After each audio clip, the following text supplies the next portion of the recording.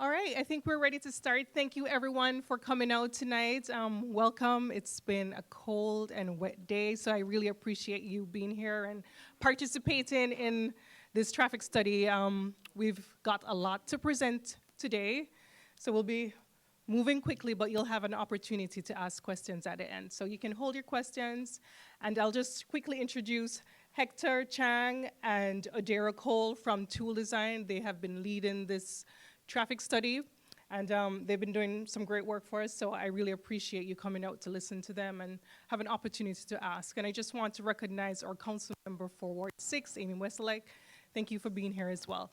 And with that, I think I'll hand it over to Hector. Oh, there we go. The mic works now. So thank you, everybody, for braving the cold and coming here in person for our findings review and feedback meeting. Today, what we're going to try to cover is what we found from both the community outreach that we did back in September, as well as the data analysis that we have done since that meeting as well. So this is some new data that should hopefully confirm a lot of things that have been happening in the New Hampshire Gardens neighborhood. Then we'll review traffic calming options that we have selected for the neighborhood. Not any particular places yet. What we want to get at this point through the feedback form that we'll have up is sort of what your preferences are so that we can target the traffic calming options that we'll develop in the final report to the things that the community actually wants to see happen after we explain sort of what you could get out of them. For those of you joining at home, please drop questions in the chat if you're joining live, and if you're joining us sort of on your own time on demand, you'll have to send questions to Casey, but the feedback form will be live for you to answer while you watch the recording. So just a quick preview or reminder of the study's goal. We got this charge from the city to provide recommendations to improve road safety while minimizing traveling speeds and cut through traffic within the New Hampshire Gardens neighborhood. And where we're at right now on the project timeline, we kind of kicked off the project in July and August. We've done data analysis since then. And then we also had that community open house and a survey that went out on September 22nd and was open for the rest of the month. Today, we're going to review the findings from that community outreach, as I mentioned, as well as data analysis, get your feedback on the traffic calming options, and incorporating that for a final report that will be shared with you and City Council in January. So we're trying to move as fast as the community wants us to go. On that note, what we've heard.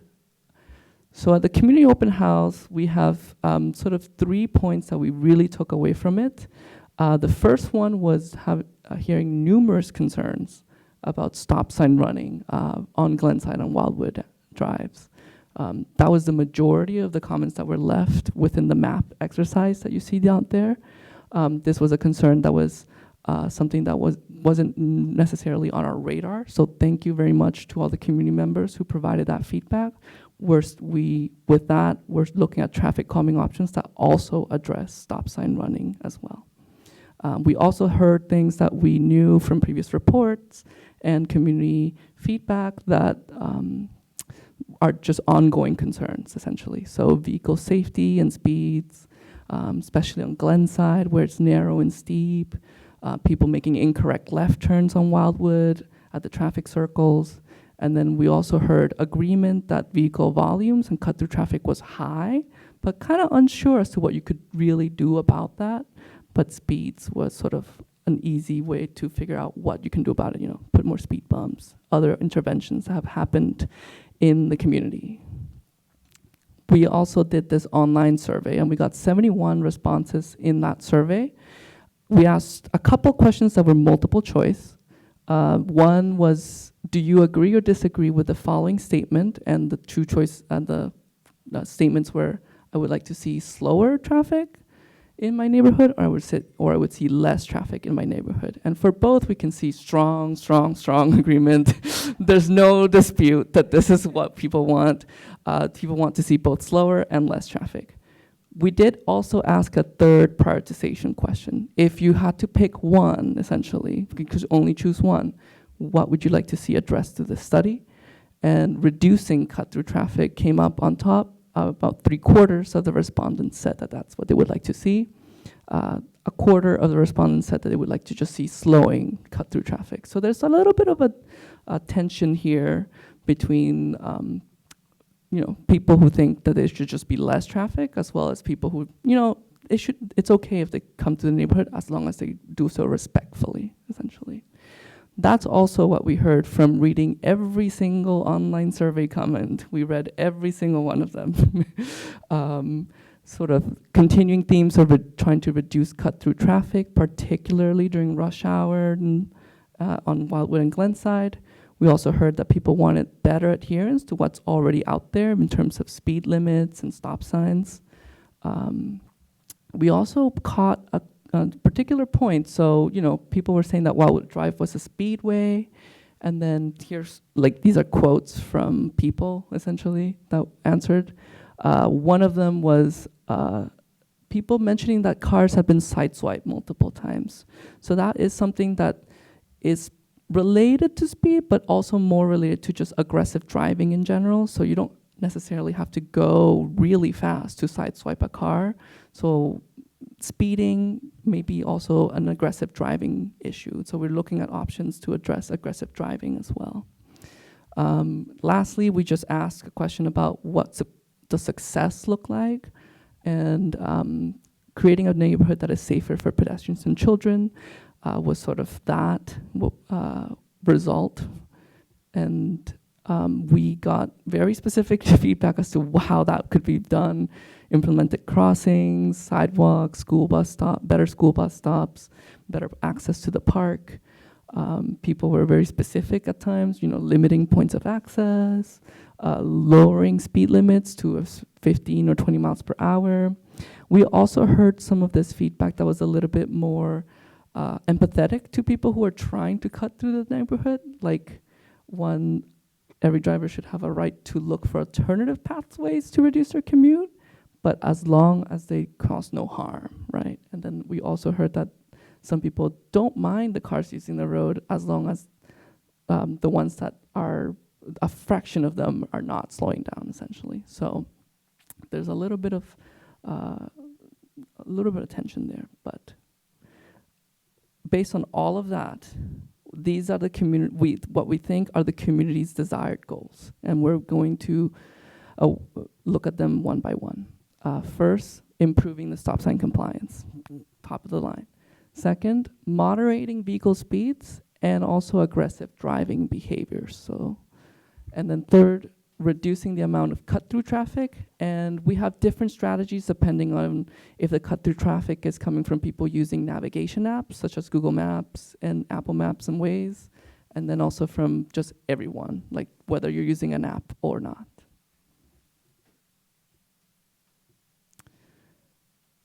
So that sort of helped us structure our data analysis that we've done, the data analysis that we have done since our meeting. For example, we set out a bunch of counters out there to measure cars, speed, volume, etc. But first, let's start with the stop sign violation, issue. So this is usually really hard data to collect, but thankfully there was a pilot for stop sign cameras that just happened to happen earlier this year that was just collecting the data, not necessarily issuing fines or yet, but just collecting the data at 3 intersections in the community, the ones that are sort of highlighted in that stop sign symbol. And we can see violation rates of 80% and above. So that is pretty high. And there's even like a link where you can see some of these videos of people running through stop signs. We think that the threshold is set pretty strictly. Like a rolling stop would also be a violation. Of course it is. But there's, various degrees of how egregious it can be. But there are clearly, at 80% or more, it's a lot of violations. There's definitely egregious behavior happening in the neighborhood. Thankfully, the cameras are being redeployed soon. The yellow locations are the places that the police has identified to put the cameras for issuing citations and tickets. So it's the same locations that they measured previously with one change. One camera will be added to the corner of Ann Street at Glenside, specifically on the Glenside approach. Then I mentioned that we set out traffic counters across the neighborhood. So we set out these that collect speed data. So how fast are vehicles going when they go over these tubes, essentially. And we set them out on 5 streets. And what we want you to take away from this chart is that, one, there's very few drivers speeding excessively. So that's above 30 miles per hour. As you know, the speed limit is 25 miles per hour. So, and the police won't really start issuing tickets until you're well above, like 11 miles per hour or above. So that's really a very low rate of excessive speeding. That being said, some quarters do experience higher average vehicle speeds. As you see, some of those bars, the yellow bars, are bigger on Kennewick and on Glenside. So some streets are seeing faster vehicles driving through them, particularly on like straightaways or places in longer spaces between stop signs. Lastly, we understand that speeds can vary across the corridor. So we only set these counters in only so many places along it. So like I mentioned, straightaways might be a little bit faster. Some places might be slower because there's stop sign after stop sign and traffic bump. So we're considering that as we're thinking of recommendations. This does also match up with vehicle data that was collected by the police on speeds for a longer period of time. We collected 24 hours, they collected over 5-7 days, and they also saw relatively low rates of speeding. Then the same counters also just count cars, which is very helpful. And what we're seeing here is truly like an elevated number of vehicles. There are a lot of vehicles. This neighborhood has around 1,600 residents total, and we're seeing volumes of 2,600 vehicles per day on Wildwood, 1,600 vehicles per day on Glenside on the same day, obviously, and then even on Kennewick, 1,100 vehicles. So this is quite elevated for a neighborhood of its size. Clearly, a lot of people that are coming through are not necessarily coming to a place within the neighborhood. Next, some streets had like an uneven split, usually an uneven split of the way that they were going, the direction. So Kennewick and Hammond have higher vehicle volumes going northbound. That does mean that there's probably some sort of local factor, like the shops around there, that might influence traffic behavior on those streets. The counters count over time, so we can see which way they're going, which way are cars going over the course of 24 hours. And the one thing that we want you to take away from this is sort of the volumes. So the blue bars are showing southbound going towards DC, and on Glenside, for example, we see that that's mainly higher in the morning as you're going towards DC, and then red bars are northbound, so going away from DC, that's higher in the afternoon. This kind of makes sense. It's commuter traffic, essentially. And the 5 p.m. period is the busiest time on Glenside. One other thing that we want you to take away is that the average speed is quite below the speed limit. So the blue line is sort of showing the average speed of cars, and the dotted black line is the 25 mile per hour speed limit. So when there's more cars are going a little bit slower because you can only go as fast as the slowest car in the line. On Wildwood, however, we see a slightly different and intense story. So this is the same like x-axis, the same bars. And we see Wildwood seeing a mix of traffic going north and south in the morning, but much, much higher in the afternoon. At 5 p.m., we see most traffic going northbound, and the total bar, which is like the total number of cars going both ways, is 50% higher in the afternoon compared to the morning hour, like the peak hour in the morning.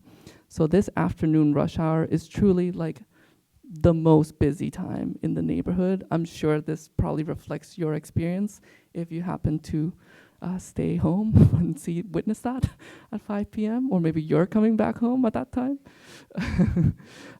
And because of those cars, we see even slower average speeds, around 12 to 14 miles per hour at this location. Now that your experts are reading these charts, we're going to show you Ann and Hammond really quickly because we have another thing that we want to talk about that later on. But on Ann Street, we do see a consistent eastbound movement of traffic, although in the PM there's a little bit more westbound as well.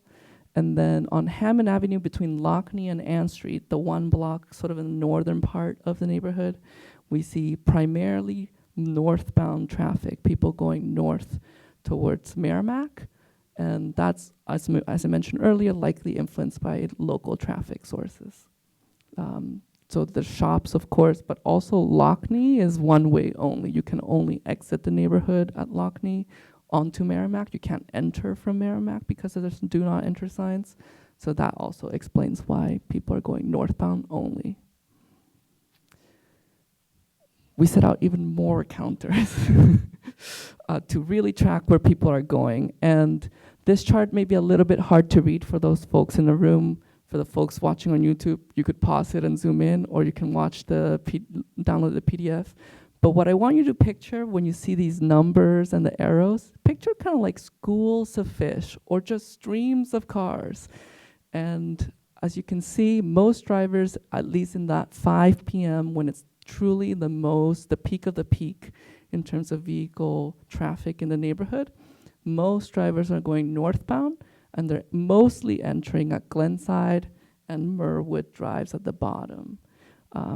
252 cars in 1 hour entering at Glenside alone. Then they just stream up, and almost all of them exit at Carroll Avenue. So definitely cut through. You're just going at the bottom, you're going to the top, you're just going onto Carroll. The reverse pattern is true for southbound, but a little bit less so in the afternoon. Mostly people are going north, but people are entering at Carroll and then making their way all the way down to Glenside to get out at New Hampshire. One slight deviation is that some people who enter at Carroll actually just go on Ann Street, especially the ones coming in at Glenside, to kind of cut through and go from Carroll Avenue to University without using Merrimack or the actual intersection of the two. So that's another sort of cut-through movement that we're seeing. And then lastly, we see some volumes on Kennewick, but based on just timing and other research that we've looked at, it's likely shopping center influenced traffic. One last thing that we did. So you know how you can ask Google how fast it is and it'll give you directions based on the speed? We did that with code to do it every 15 minutes for a whole week. Every 15 minutes, tell us how fast it is to go from this point at the bottom, New Hampshire and Glenside, to this point, Carroll at University, through the New Hampshire Avenue at University intersection, and also through Wildwood and through Glenside. And tell us how much do you estimate is the time based on the traffic pattern that's happening. We also did it the reverse. So first, northbound. And this is basically why you're seeing so many cars going through the neighborhood. So usually, if in the dead of night where there's no cars on the road and all the lights work out for you, it takes 2 minutes to go on the main road and make that movement. But that goes up to, on Wildwood and Glenside, almost throughout the day, it's a consistent 5 minutes. That being said, on the main road, it gets busy, and it gets busier basically as soon as 7 a.m. and it stops being busy at 8 p.m. And it's a consistent 6.4 minutes on average. But as you can see, it's not consistent. It gets worse, essentially, to stay on the main roads. So that the PM peak, when it's the afternoon, and when you see the most cars on Wildwood and Glenside, it takes 8.5 minutes to do the same trip. And sometimes, as you can see in that little tippy top there, it takes 10 minutes to to stay on the main roads and make that movement. It takes twice as long, so you can understand why the algorithm would switch people from the main road to Wildwood or Glenside. This is southbound, so it's a little bit less severe. On Wildwood and Glenside, it takes a solid 4 minutes almost all the time, whereas if you stick to the main road, it takes 5.5 minutes.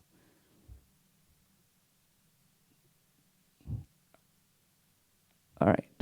I saw Councilmember Westlake taking a picture, so I just didn't want to move. Anyway, I want to zoom in on this northbound travel time because this essentially will help determine how effective traffic calming options will be. So you see that it currently takes on average 5 minutes to travel on Wildwood and Glenside. If we slow cars down a little bit more, and we can maybe bump it up to 6, maybe 7 minutes, and it'll be consistent 6 and 7 minutes throughout the day for everyone, whether you're cutting through or whether you live there. As you can see, that will maybe help a little bit, it might still help a little bit for people earlier on, but as you get closer to that PM peak period, it'll still make sense for someone to travel on Wildwood or Glenside if we just knock it down a little bit slower. So much so that you'll probably just see the same amount of traffic on Wildwood and Glenside in the afternoon. You could look at things that make it harder to cut through so that it's not a direct path and therefore just lengthening that travel time even more. So that maybe can get you a travel time up to 8 minutes or so.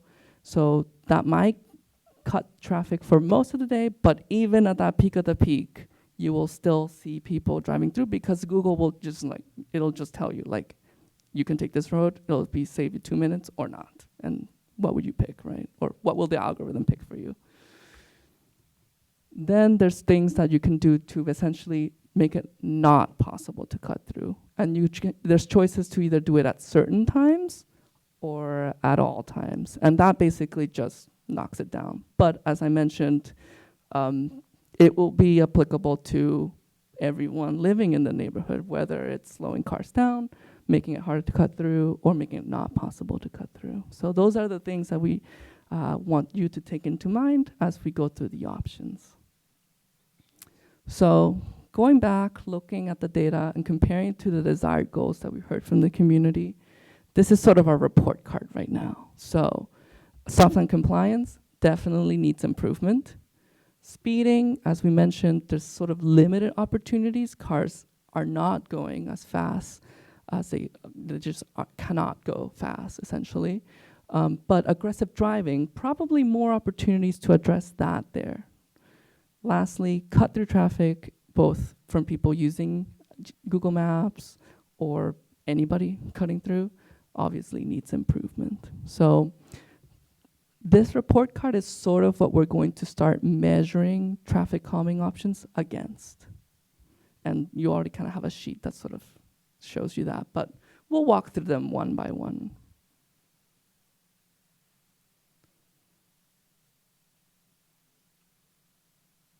So there's a couple of types of traffic calming types and options, and we're going to review them one by one. First, we're going to look at things that slow cars at intersections. Then we're going to look at things that slow cars in between intersections, or what we call mid-block. Then we're going to look at things that make it harder to cut through. And then we're going to look at things that make it not possible to cut through. And they're all we're going to go through them in sort of a general sense of how quickly the city could implement them. So we're going to talk about things that the city could do sooner, and then talk a little bit later about things that will take a little bit more time to put into the ground. This is where we want your feedback. So if you're in the room and you want to provide the feedback right now, which we would love, you can take out your phone and scan this QR code. For those of us joining online, you're also welcome to scan this QR code or go to menti.com and enter code 918490 9066. That's menti.com. And then it'll ask you for a code, 91849066.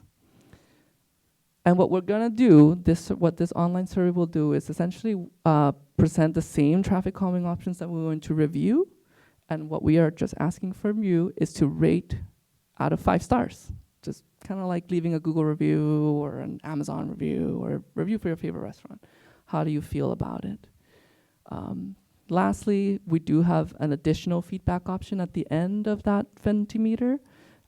So if you have like specific, like, oh, I would love to see this at this intersection, or please don't put this at my intersection, you're welcome to put that there. So we'll give people 1 or 2 minutes to log in if they want to. Okay, perfect. And then we're gonna move on. This survey will be open for those joining us sort of after the fact, watching the recording. It will be open for you until December 8th on Monday. Monday, December 8th, 8 a.m. So we're going to start with something, the traffic calming things that slow cars at intersections. And like I mentioned, oh, good reminder. As you answer it, whenever you see that submit button, hit that submit button when you're ready, but just be aware that you won't be able to go back and edit that. So, feel confident when you hit that submit button. And it'll be for each page, like you can't go back a page. So, all right. First, enhancing the existing stop signs. This is just a combination of inexpensive and quick things that can help improve the visibility of the existing stop signs. We could paint wider stop bars, and literally you're painting the word stop on it. We can also double post stop signs, putting stop signs on both sides of the road, left and right, so you can see it. You can see both of them. Perhaps if you're trying to outrun a school bus, oof, yikes. Anyway, and then we can also find ways to narrow the approach with flex posts, sort of creating that curb bump out, but really quickly with flex posts and paint. And then at certain places, we can even paint the crosswalk in a zebra pattern or a high visibility pattern to make it very obvious that that's a place where people should be expecting people crossing, and also just makes it more visible overall. As I mentioned, these are relatively quick build options. The effectiveness, kind of low plus low, because if you were gonna run a stop sign anyway, will it really stop you? Probably not, but it will probably help people who may just like missed the stop sign, or they're like absently minded, maybe a little too distracted while driving or zoning out while they're trying to get home. So more stop signs, more paint. Next, we've heard this one from community members. They are interested in seeing LED stop signs, and we agree. These are stop signs that light up at night or even during the daytime, but they're most visible at night. They have a moderate effectiveness on stop sign compliance, actually, because they just look a little bit more dangerous, frankly, like that. And they do have a slow effectiveness on speeding and aggressive driving because, they just take a little bit more time for the city to install, just because you have to actually buy the equipment and install it. Next, stop sign cameras. And this neighborhood is already gonna get 5 of them, but we just wanted to name them again because they are very high effectiveness in terms of stop sign compliance, and then a low plus in terms of aggressive driving. The only issue is that they're limited to proximity within schools by legislation, so you can't put them everywhere. And then there may be even opportunities to try to add a little sign that shows people that they're making an unsafe stop before they even get a ticket. The last 2 options for slowing cars at intersections are more on the ground things. So one is curb extensions, or they're called bump outs as well. So they essentially, as in the name bump out implies, it brings the curb out into the street a little bit. So cars have to slow down as they approach the intersection. They take a while to put in because it is a curb. You have to change the curb. However, like I mentioned earlier, there's a way to do it quickly with paint and flex posts for something that can be done sooner. So they do have a moderate effectiveness on stop sign compliance because you just instinctively slow down as you approach these, and then as moderate effectiveness on speeding because of that slowing effect. Lastly, race crossings are another thing that could be done in this neighborhood. Essentially, it's a speed hump with a crossing on it, so it makes pedestrians also more visible. And then they slow cars down because it is a speed hump. Like, you do have to slow down, otherwise you'll get a ding. Stop sign compliance is relatively high because it really forces people to slow down quite a lot. And then aggressive driving, speeding, moderate effectiveness on that. It's similar to the speed table at the Becca Lilly Neighborhood Park, the one in front of it. But you can change the pitch depending on how well you design it. You can get even more speed reduction from it, and you don't have to put the whole intersection on the speed table. It can be just certain crosswalks, like wherever you expect more pedestrian traffic crossing. So for those of you filling the Mentimeter, we're gonna move to slowing cars at mid-block. So when you're ready to hit submit, hit submit. All right, mid-block. We got 4 options here. 1, we've heard from the community that they would like to see lower speed limits, and that is possible. There is a process to go through to do this, but we'll do the beginning phases of that process through the study. That being said, as I mentioned, there's a limited potential for speed reductions. It might limit the amount of people go fast in the straightaways, but they're generally going much slower than the speed limit, especially as they approach stop signs or in areas in between stop signs or where there's a lot of traffic humps already. So maybe lowering the speed limit and putting signage on the faster parts of the corridor might be a way to sort of get the most benefit out of this potential change. So effectiveness on that, low stop sign compliance, and then sort of low plus on speeding and aggressive driving, because it's a sign. If you weren't keen on following it anyway, it probably will not stop you.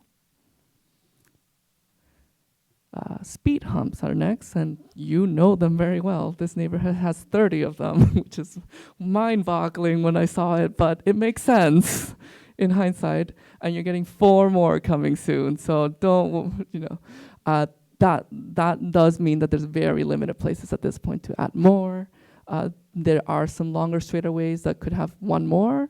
There are some streets that don't have them at all, but they also probably don't have as many cars as well. So we can explore that if you're very interested. Moderate effectiveness on speeding, of course, and then low effectiveness on cut-through traffic, just because people are already going rather slow in the neighborhood overall.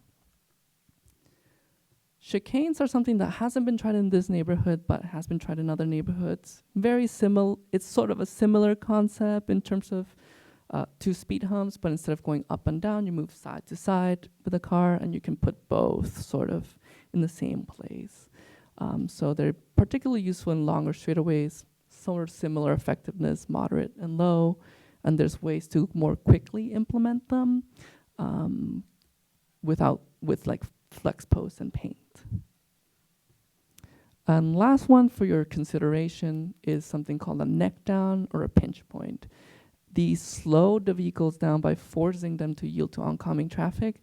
It's sort of like those curb extensions at the intersections, but potentially even more aggressive, because what they're trying to do is sort of what you see when you have cars parked on both sides on a narrow street. You just have to yield to oncoming traffic, or someone has to yield, essentially.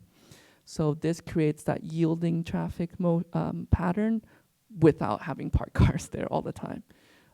So this also could potentially protect parked vehicles from sideswiping, because it'll force people to go closer to the center of the road.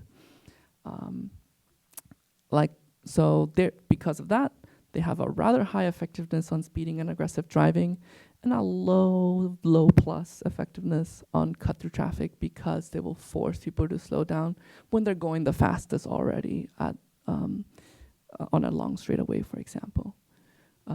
There are ways to do this also with quick build options, pavement markings, and flex posts. So I want to take a little breather, get a little sip of water. These are the countermeasures that we've looked at so far, and this is sort of the time frame and sort of how they rated on that report card for each one. We can see there's an issue here, but comparing it to the goals that we've heard from the community. We have things that do affect stop sign compliance.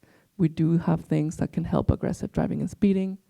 We have very little that will actually make an impact on cut-through traffic, whether it's from GPS or from everybody else.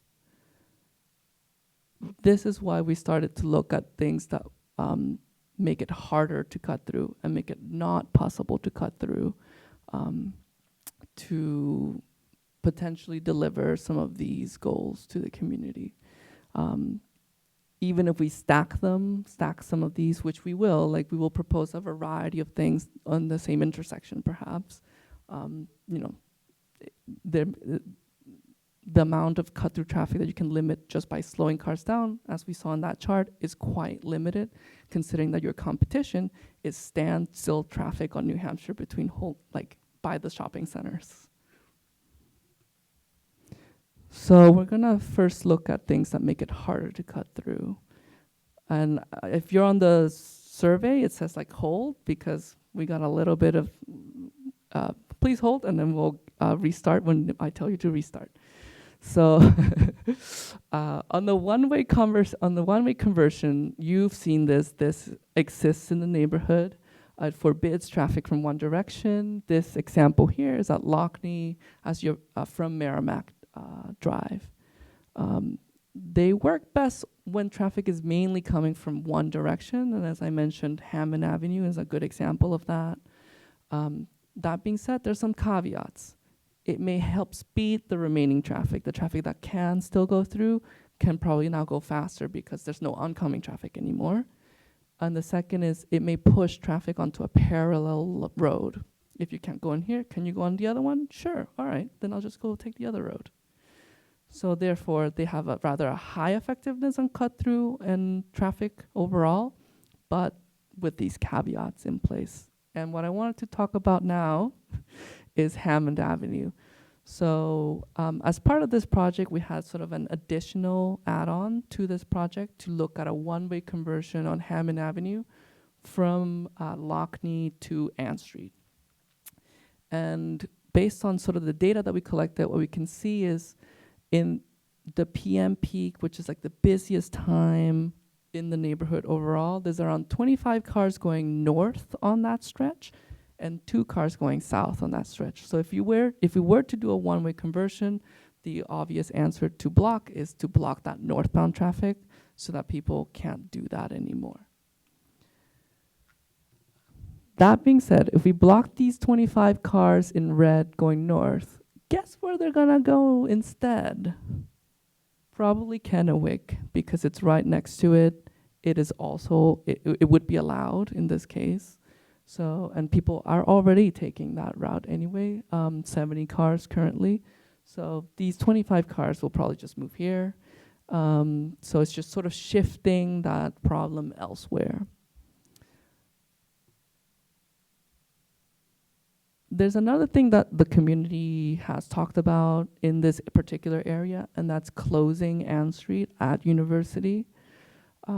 So what that could do could be another option to consider, is that it would reduce traffic from University Avenue going onto Hammond. As you can see, 12 cars make that right turn from Ann Street to Hammond from University. And then by closing the traffic on Ann, there may be a reduction in just the cut-through traffic overall through Ann. So therefore, you would see the reduction of traffic both on Ann Street and also throughout the rest of sort of this neighborhood here, including Hammond Avenue. So now on the survey that you have open, we would love to hear your feedback on these 2 separate options. Would you be interested in a one-way conversion option, yes or no? Would you be interested in the closure of Ann Street? Yes or no? Or if you have no opinion, there's also the no opinion button. We're also gonna move on. 3 more, folks. We got this. The next thing that makes it harder to cut through that is not a one-way conversion is what we call a traffic diverter. And what this does is prevents vehicles from going straight through an intersection. You will have to make a turn, either left or right, and it'll be every car going through that intersection. So you essentially close off the street to cars from going straight, and instead you kind of like built this diagonal thing through the street. You can still design it to allow pedestrians and bicycles and even emergency vehicles to go through. So here's an example in DC at Harrison Street and 44th, that's sort of Tenleytown area. You can see that cars cannot go straight in this neighborhood, but they can hang a right if they were trying to find a way to enter the neighborhood, but it does cut sort of the time advantage of taking this neighborhood road. What this does is it lengthens the trip. So you can still go through the neighborhood, but it will just take much longer. And much longer is like a couple of minutes, but just enough essentially to make the main road still a more desirable route for most of the day. So the effectiveness of this is moderate, moderate effectiveness on speeding. A turn you usually have to slow down for anyway. And then cut through traffic, it's moderate plus effectiveness on both. There are ways to do this relatively quickly with flex posts and paint, but at some point you may want to see something that's a little bit nicer with a little bit of greenery. That can be done. Next, we're going to look at the 2 options that essentially make it not possible to cut through, and one of them is time-limited closures. Essentially, it's just you cannot enter anymore. And this would be do not enter signs with a particular time on them. I would probably target that peak period or AM and PM peak. Of course, you will need occasional enforcement needed to make sure that people heed these signs. But what this does do is that navigation apps like Google Maps and Apple Maps will honor this sign. They will just not be able to route, you will not be able to route a car through it. So they have a rather high effectiveness on that GPS cut through traffic and a high minus on the people who already drive through without a GPS because they'll see it. Usually a do not enter sign, you don't want to break that as opposed to a stop sign. But there will always be some people who will drive through. So high minus. We have heard concerns and we've reviewed of proposals from the city that have suggested these things in the neighborhood, but they were suggesting it closer to the entrances to the neighborhood at New Hampshire and Carroll. What we would look at if we were to proceed with this option is actually putting them in the middle of the neighborhood to inconvenience residents less, so you can still go into sort of your side of the neighborhood, either whether you're on the south side or the north side, from Carroll and University. Respectively, yes. So it would really just curtail that intra-neighborhood travel a little bit for that period of time, but you'd still be able to reach your house sort of more or less the same way that you went through, or you just have to route more regionally. Instead of going on New Hampshire, you might have to find a way to get to Carroll now to get into the north side of the neighborhood at that time. Last, it would be just basically if you like that at all times, you might as well make it permanent. And that's basically what a permanent street closure is. It essentially turns it into a nice cul-de-sac. We have an example of that here in Takoma Park. Grant Avenue, right outside the community center, City Hall, was something that you could cut through neighborhood, and now you can't, at least with a car. You can design it to allow pedestrians and bicyclists to go through, which is the case here. There's also ways to still allow emergency vehicles to go through. Sort of in this example, a fire truck or an EMS ambulance could drive over that sort of curb. This would have basically the most effective way of cutting traffic because you just can't do it anymore, whether you're a car using GPS or not. A high effectiveness on both.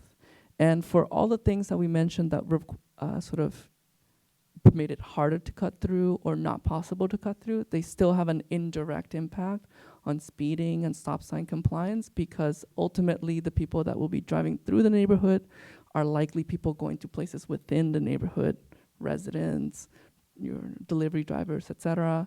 So hopefully, particularly residents would be more, follow the law more, let's just say, or are more aware of their neighbors' concerns regarding traffic.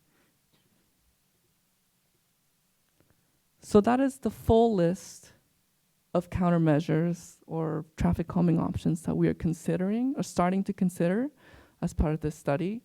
What we want to hear from you from that survey is your feedback. Which ones are you feeling good about? Which ones are you not feeling good about? Because that will help us target essentially our time to make sure that we investigate the things that you're actually interested in. So as you can see, the stuff that we talked earlier that slows vehicles down mid-block or at intersections, some effectiveness on those, but not really much on cut-through traffic, and the closures and diverters are the things that will have a higher effectiveness on that one goal of cutting the amount of traffic going through the neighborhood. Oops. Let's see. So I don't know why I did that, but basically the last slide was just next steps. So the survey that we have available for you is available until Monday, December 8th at 8 p.m. And then we will incorporate that feedback into the final report, into our recommendations as well. Your feedback will guide our recommendations for sure. Come January, early January, we'll share that report with you online, and then we'll report out to City Council at a meeting later in January. Now I'd like to open up the room for questions and also, have you been monitoring that? Okay, cool. So we'll open up the room for questions, please. Thank you very much. That was pretty thorough. I have a question.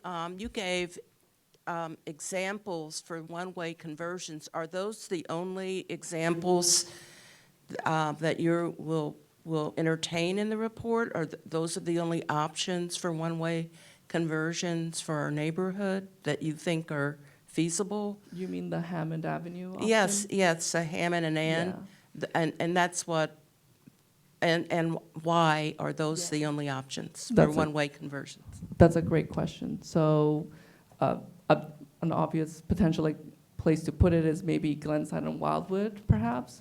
But as I mentioned, there's those caveats. So one, it'll speed traffic going the direction that you allow them to go through. And given the number of cars going through this, and also given the number of cars going on both, essentially, people will start choosing, basically, let's say Wildwood is, you can go northbound in the morning and then Glenside in the afternoon. You have to still let people drive one way or the other because people live in this neighborhood. Therefore, there will be a lot of cars. You're just basically pushing the problem to one side. Wouldn't drivers be even frustrated and those peak times on a one-way street if they become congested too? Right. So that and then could maybe be change their behavior. I'm just that's a good question. I think because they will all generally be traveling the same direction, they're actually all gonna speed up a little bit more, even if there's more drivers, because now you don't have to worry about cars coming from the other way. So they'll, instead of driving on average 12 to 15 miles per hour on Wildwood right now, they might start driving 20 miles per hour on average, kind of what you see on Glenside. And then that actually will move more cars, actually. A one-way conversion will move more cars on Glenside and Wildwood. So I don't think that was quite the direction that the community wanted to go to. And we're also And just because the timing savings during those peak times are significant, like it's double the time. Even if people are pushed and there's multiple cars going in that one direction, it's still not going to beat double the time that you're seeing on the other routes. So. I just wanted to point out as well that the Hammond Avenue was, isolated because it came from the traffic calming and sidewalk request process last year. So we had been tasked to evaluate that specifically, and so that's why you see it called out as well. Maybe you're next.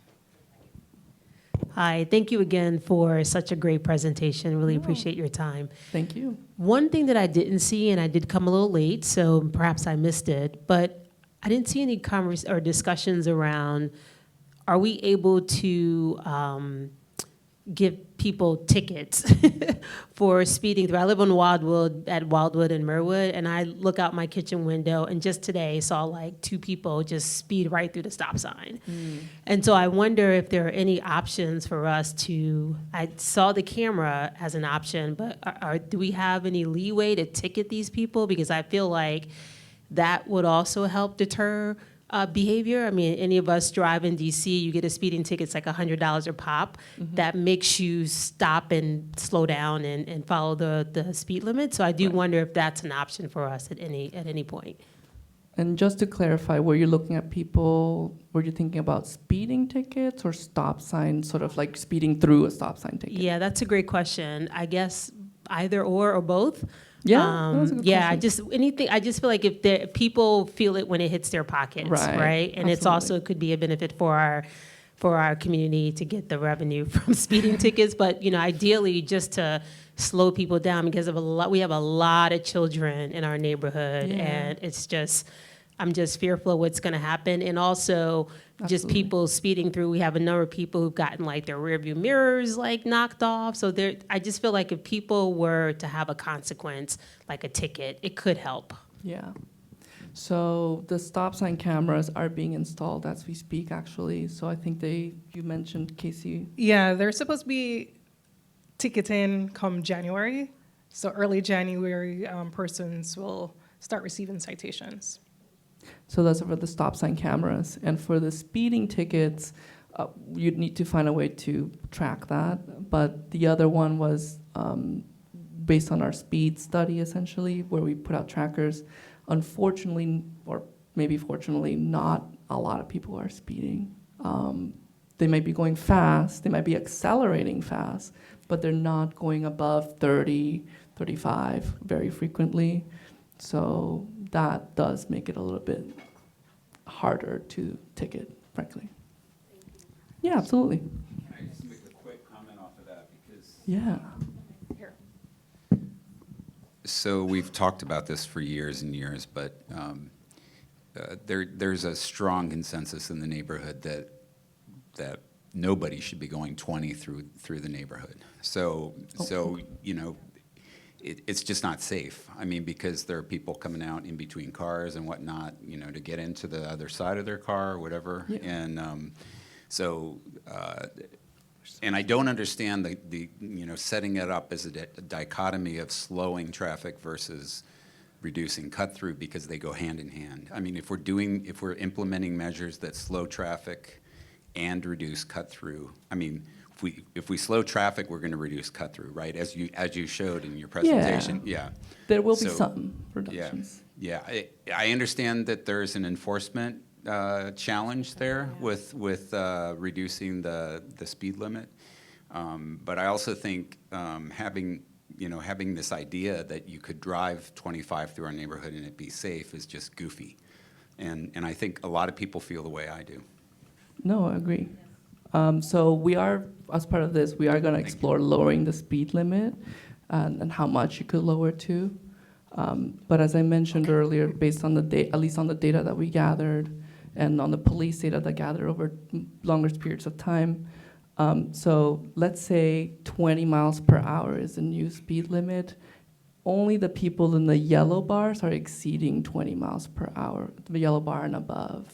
So that really isn't the majority of people driving through this neighborhood.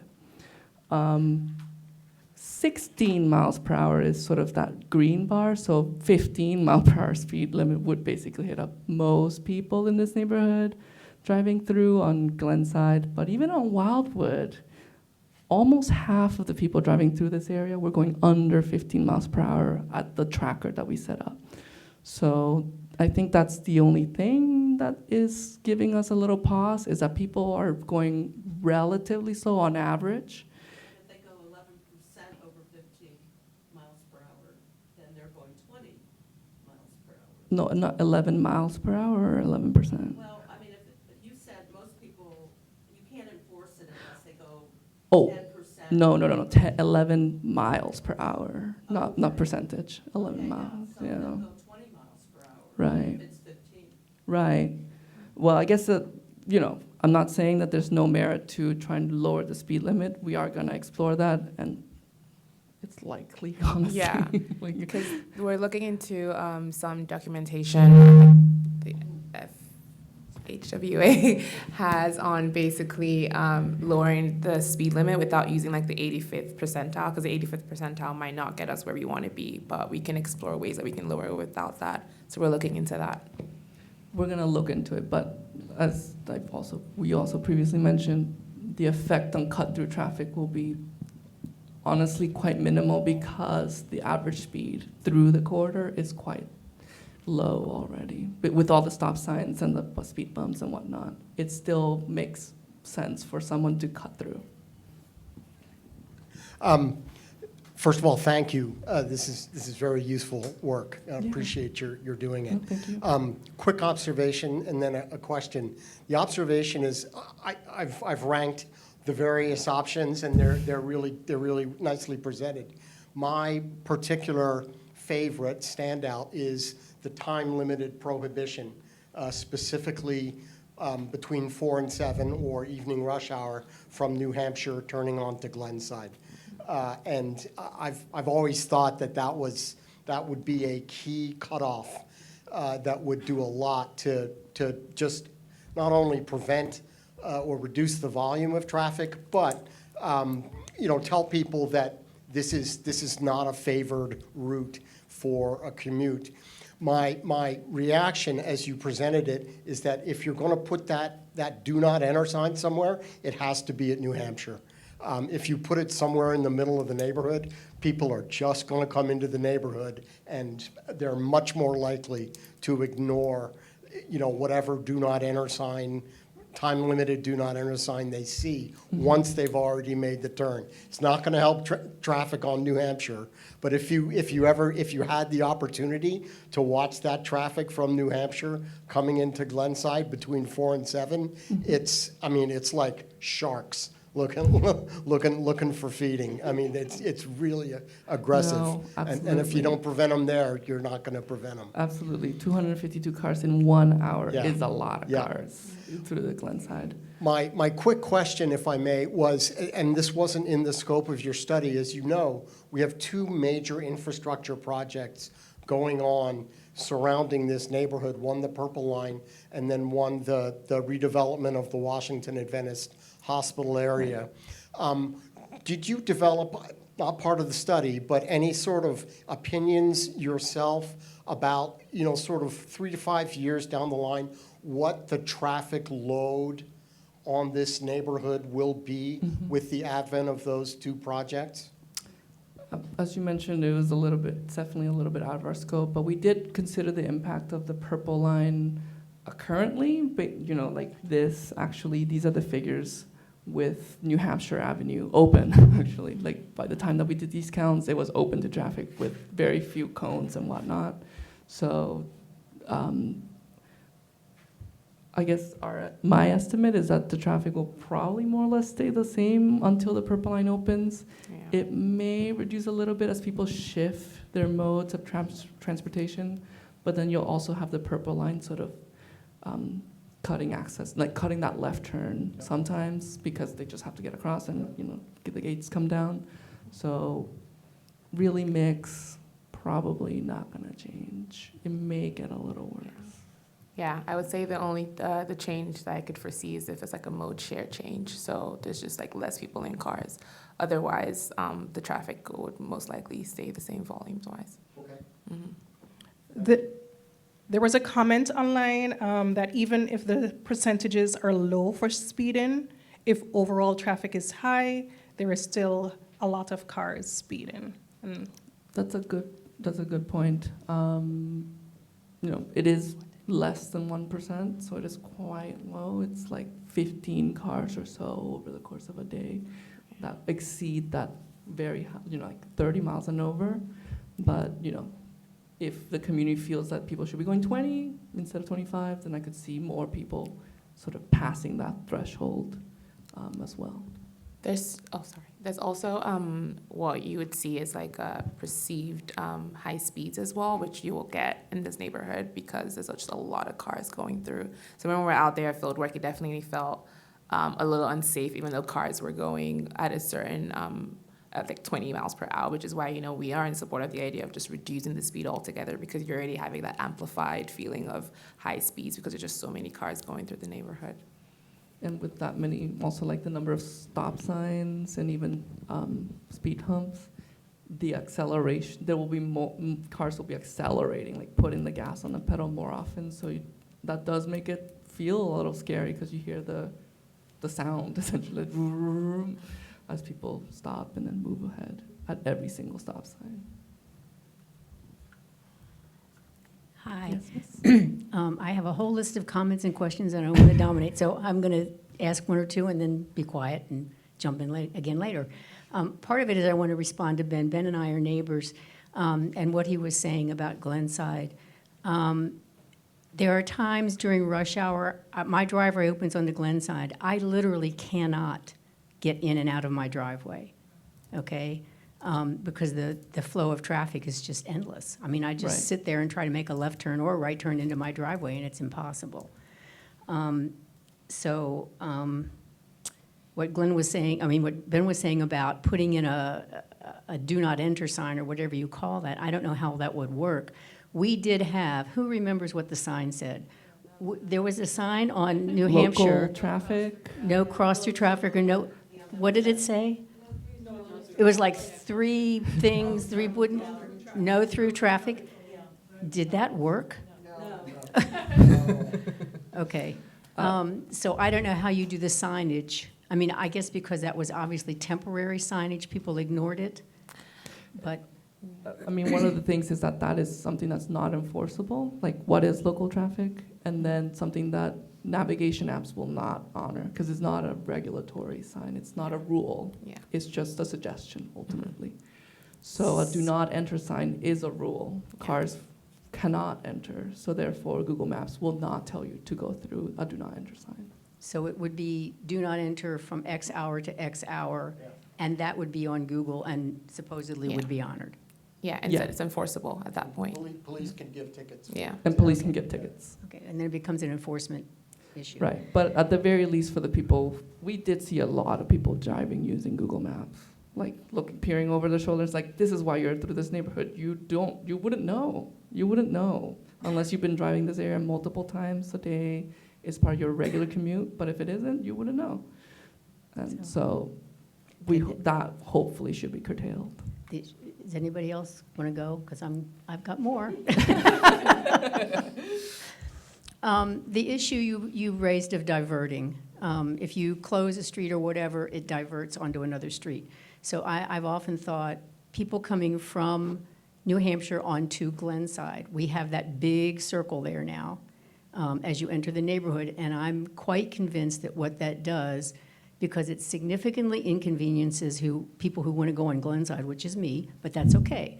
But I think that what that does is effectively divert more traffic onto Wildwood that would stay on Glenside to cut through.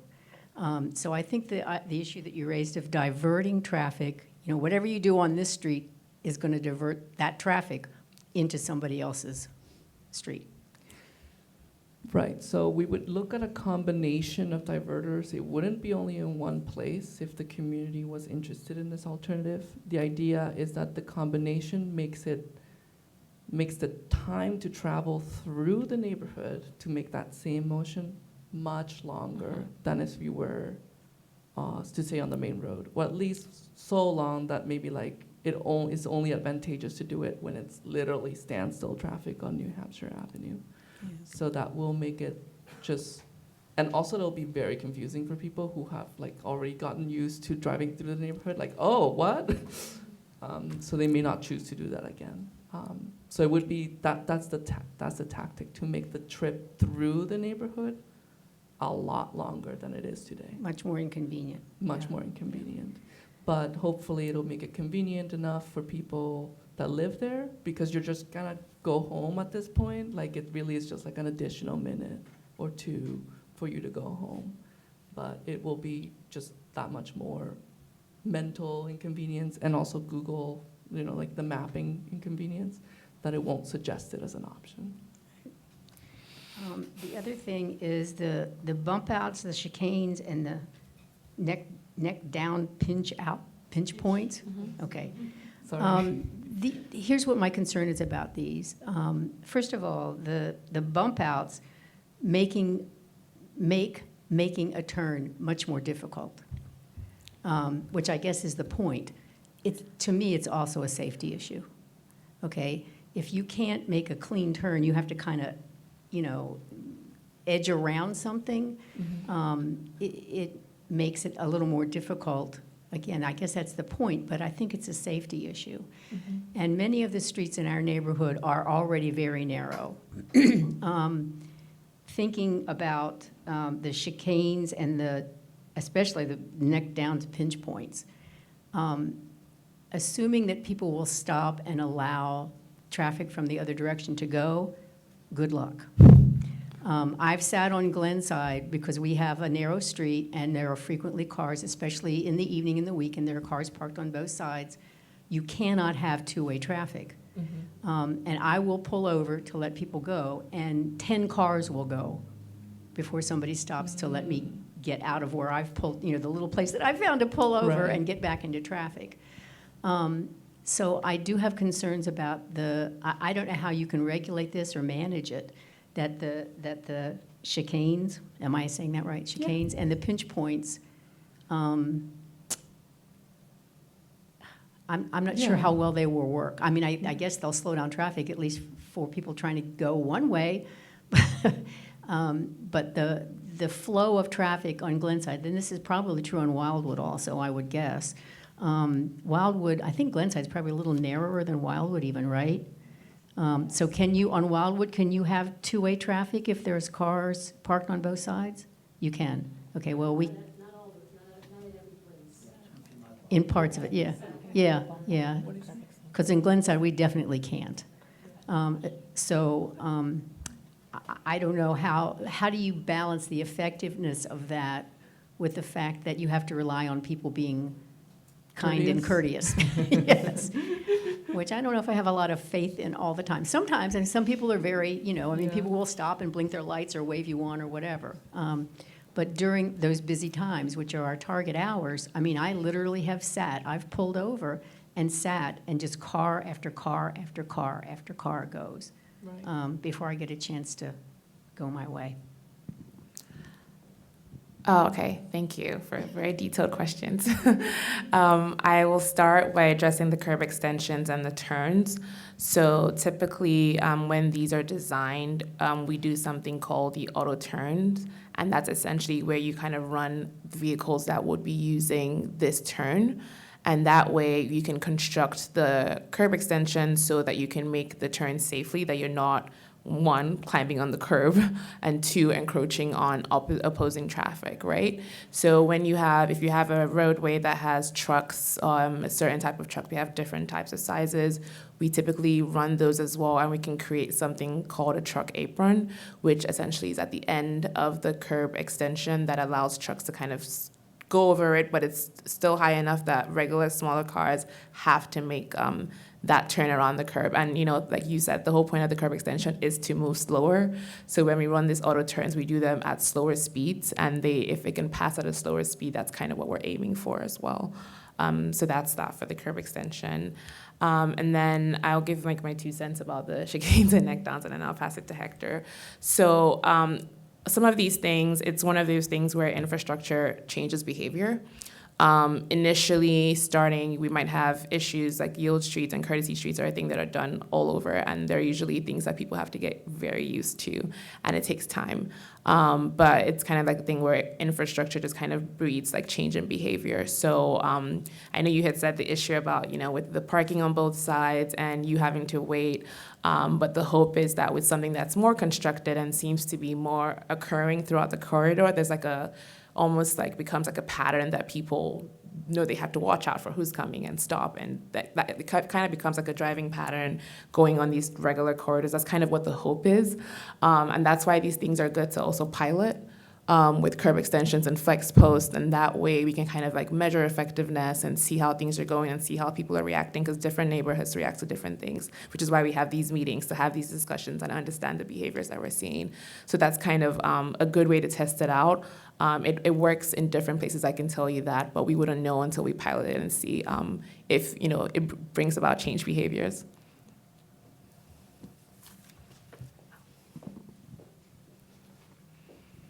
Hello, thank you all so much for this great work. We really appreciate it. And I apologize I was late. Did you look at the circles? Oh, the dreaded circles. We have so many folks that are now out walking. Kids are walking and biking, people with pets, pedestrians trying to navigate around these circles. You have to constantly have your head on a swivel, and I'm not exactly sure if most drivers know how to circle in them. So they don't yield, they don't know whose turn it is. Did you look at the circles, and will your final report include any recommendations regarding the ones that are within the area of review? Yes, we looked at the circles, and we looked at ones that we found to be, I guess, like a little substandard, not to use that word, but, and we're kind of exploring not only, suggestions of maybe doing a better traffic circle, or even just suggestions of changing the entire intersection to something that might be more effective, just based on the kind of volumes that we're seeing and just like other things that we're exploring for intersections. So, for example, I think one of the things we had looked at was like raised crossings, and sometimes you can end up doing like a whole raised intersection. That's obviously a more long-term thing to do, but with that combined with things like curb extensions and bump outs, you then make it a much tighter intersection that people can still go safely through, and it's more obvious what it's supposed to. And that's kind of like, I think, the issues with some of the circles there. They don't seem obvious at what they're supposed to be. And last question, did you look at any modifications that maybe SHA may be planning for Carroll or for New Hampshire Ave? One of the things that have recently been installed on Carroll Avenue are these new weird temporary micro speed bumps. Yeah, you just decide if you want to kill. We didn't want to include that in here. Well, I know that would be a little triggering, but it is a kind of speed hump. It's a speed, yeah. It's weird, but so I live at the top of Wildwood near Carroll, and what I see more often than not is when there is that backup that happens on Carroll, people can't get out, or there's just basically traffic during peak hours. You start to see a backup on Carroll, and you also see more drivers taking, and I don't know if this was something that was looked at as part of your review in terms of scope, but people trying to take the access road along Carroll that's within the neighborhood, and then finding out in a very scary way that they can't get back because they're really trying to stay on Carroll to make a left onto University to go that direction. Did you all see some patterns there, or is that something that you can look at? Because I'm just noticing that more and more, and I agree with you all. I don't think, I think that the traffic patterns for the most part associated with Purple Line have been kind of installed. There's still some things that need to be tweaked, but I think the major intersections they've already tweaked. And so I am starting to think that maybe we might be stuck with some of these habits that people have.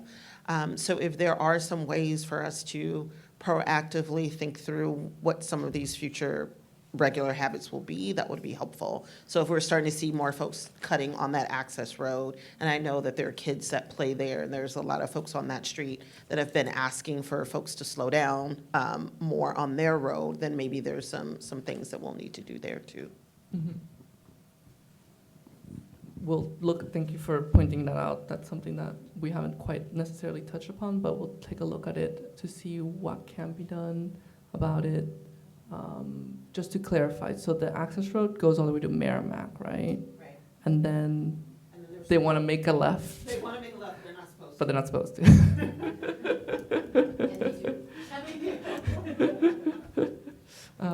Good, thank you.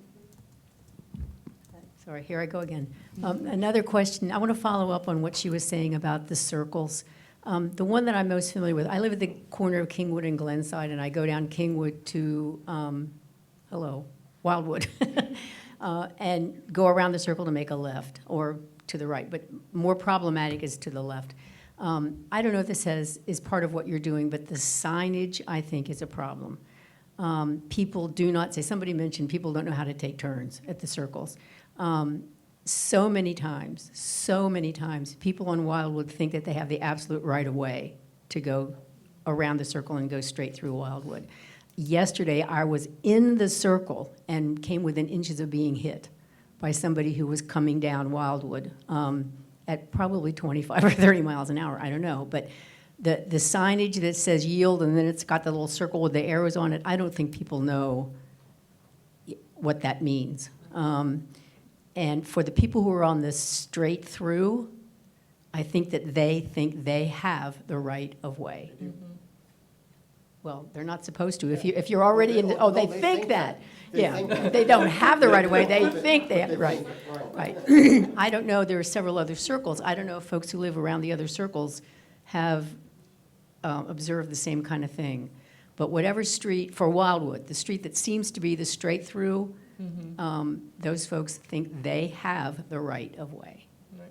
And I don't know if the signage can change or what can be done about that, but to me, it's really a safety issue. We'll take a look at the signage once more just to make sure that it's compliant, but I think. Yeah, yes. I think a combination of signage, like yield signs, and also it could be also big, like a structural thing, depending on how much space is a circle actually making the through movement actually turn right and turn left, or is it because like I know the one at Glenside and Wildwood, if you're coming down Glenside, it almost feels like a straight through, right? So it doesn't feel like you're actually going around a roundabout or a circle. So that kind of gives you it's like you're allowed to go through. So kind of like infrastructure and signage, a combination of both of those things would make it more effective. That's another bad one for people entering. Yeah. People coming. Oh, sorry. That's another one for people coming from Wildwood into that circle. Yeah. And people coming down Glenside. Yeah. Yeah, there used to be a micro bump out that went away. Yeah, there was when a they did really research. small one. Yeah. Yeah, Yeah. it was, at least it was some kind of signal that you're not supposed to just drive right straight through that part of the circle. Thank you so much. This was so helpful, really great information. I have a question about the width of Wildwood versus Glenside at the northern end and the southern end. Like, at least in my mind, the northern part of Glenside is very narrow, whereas the northern part of Wildwood is quite wide, and it might be more the opposite at the other end. But I don't know if that's just my perception or because of parking patterns or whatnot. But it makes me think about how things like chicanes fit into it. If the road just is a lot wider, how effective or not it is. Yeah, I think we would look at both, and if this is something the community is interested in, we'd look at more specific places and see if there's enough space to include them. We do have to make sure that people can actually make those like side-to-side turns, including emergency vehicles. So we'll take a look at those. But wider streets, much easier. Narrower streets, a little harder, but possible. I'll just make one comment on that. It's not your imagination. The northern part of Wildwood is wider. They also have driveways. The southern part of Wildwood, near Merwood, I guess, much narrower, and we don't have driveways. And so we don't have, we have to park on the street because we can't drive and do a driveway. And to your earlier question, yes, it's almost on my block, the 7,300, and I think 7,400 as well. Well, mine's wide. Oh, okay, you're wide. So I'll speak to 7,300. I can't park directly across from my neighbor across the street. So we park staggered so that cars can come down. So that is like an active communication that we've had to say, you park a little bit up from your house, I'll park a little bit back from mine so that cars can come down because you can't come down at the same time. Go here.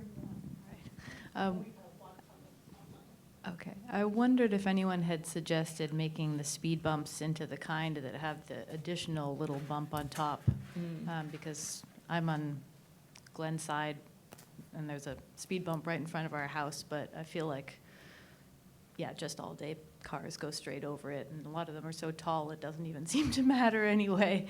And then my other thought was just about the, whatever they're called, the chicanes and the, because, where I am, it's narrow and the cars are on both sides of the streets and it's sort of natural slow down where cars have to take turns. But I wonder if it actually increases the aggressiveness of the drivers because people are so angry. And I witnessed a car that actually, I don't know, just like rammed through and Just tore up scraped the everybody. sides. Scraped everybody. So I'm wondering about specifically for driver aggressiveness, which of these you think, besides blocking off the street, might be best for that? So that last point of potentially a very aggressive driver just plowing through, it's going to be a little bit tough to address that for sure. A curb neck down, like with an actual curb, would probably be the thing that prevents them the most because you might get a flat if you run into a curb. Whereas a parked car, you can just scrape them, and if you're really aggressive, the chances of finding out who that person is very low. So we'll look at different options to see what's possible, but this is why I'm personally leaning towards things that just don't let people go through the neighborhood. Sorry, that's my personal take on it. I don't know how y'all feel about it, but a lot of this would just not happen if just people couldn't go through the neighborhood.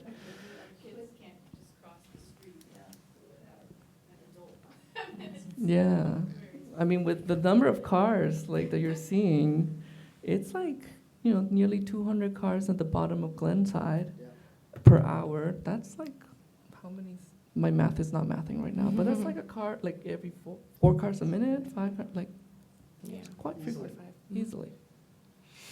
So, one more comment from Michael John. Right. And then I have one comment, and I think we'll have to start wrapping it up. What about the speed bump? Oh, right, sorry. What I like to call the Takoma special, because I've never seen them anywhere else, I'll be honest. They're interesting. This is something that we will probably need to discuss with the city a little bit more. We use the county standard one. Okay, cool. That's what I wanted to discuss with y'all. It's what's the issue? So, okay, you heard it first. So I had a question about the elevated crosswalks, because I haven't seen any of those in Takoma Park. Are there some that are already installed that we could look There's at? a couple, actually. I should have put a picture. The one in Maple Ave, right outside the community center, is an elevated crosswalk. Raised crosswalk. Raised crosswalk. Sorry, that's a terminology on it. It's not a very steep pitch on that one, but it still slows cars down a little bit. Okay.